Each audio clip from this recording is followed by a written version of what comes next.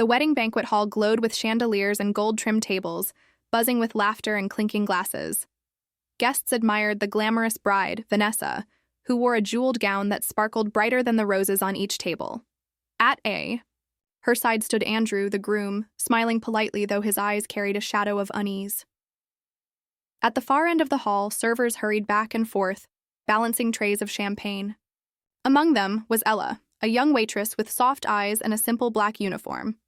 She moved quietly, carrying herself with grace despite the exhaustion of double shifts.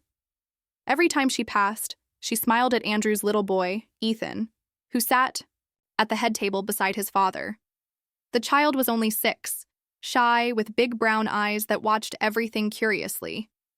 Ethan tugged on his collar, clearly uncomfortable. His mother had passed away years earlier, and tonight he felt out of place in the glittering chaos. Ella noticed his restlessness and leaned down gently when she served his table. "Would you like some juice instead of sparkling water?" she whispered kindly. The boy's eyes lit up, and for the first time all evening, he smiled. But Vanessa caught the moment. Her eyes narrowed, her lips curling in disdain. She slammed her glass down, making the table rattle. "Stay away from my son!" she snapped, her voice loud enough for everyone to hear.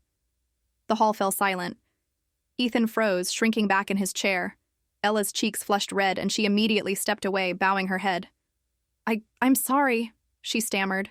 "Guests," whispered uneasily. Some looked down, embarrassed by Vanessa's cruelty. Andrew's jaw tightened, but before he could speak, Ethan suddenly stood up.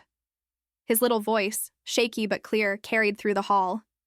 "Don't yell at her," he cried, his fists clenched. "She's the only one who was nice to me tonight." Gasps spread through the crowd. Vanessa's face went pale, then red with anger. "Ethan, sit down right now." But Ethan shook his head stubbornly.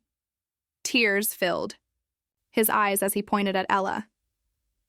"She gave me juice when I was thirsty. She smiled at me when everyone ignored me. She's kinder than you, and I want her to stay."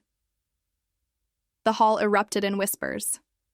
Some guests nodded in approval, their expressions softening toward Ella. Andrew rose slowly, his face a mask of controlled fury. He looked at Vanessa, then at his trembling son. "Vanessa," he said, his voice cold but steady, "a wedding is supposed to be about love and family, and tonight my son has spoken the truth. If you cannot treat him with kindness, or respect those who do, then you do not belong by my side." Vanessa gasped. "Andrew, you can't mean—" But Andrew cut her off.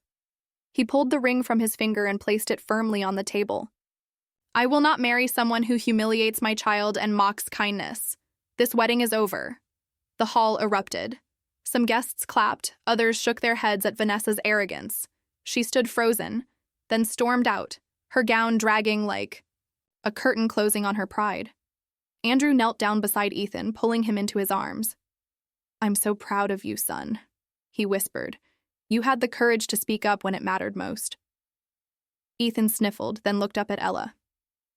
"Thank you for being kind," he said softly. Ella's eyes glistened. She bowed her head. "You're welcome, Ethan." The guests applauded, not for the ruined bride, but for the little boy who had defended dignity, and the waitress whose kindness had changed the course of the night. In the days that followed, the story spread across the city.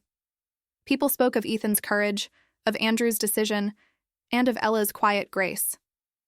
And while Vanessa was remembered for her arrogance, Ethan learned the most important lesson of all.